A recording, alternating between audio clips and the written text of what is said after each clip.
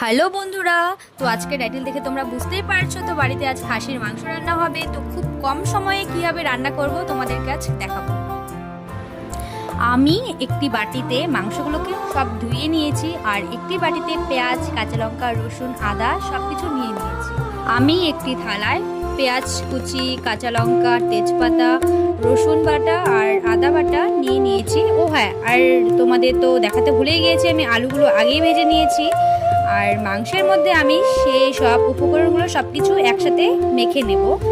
তো আমি সব কিছু দিয়ে দিলাম।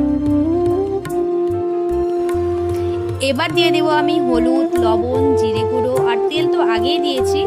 তো সবগুলো উপকরণ এখন আমি মিশিয়ে নেব। তো মাংসটাকে আমি এখন ভালোভাবে ম্যারিনেট করে নেব। আর কড়াইয়ে আগের থেকেই যেহেতু তেল ছিল, কারণ আমি আলুগুলোকে আগের থেকে ভেজে নিয়েছি।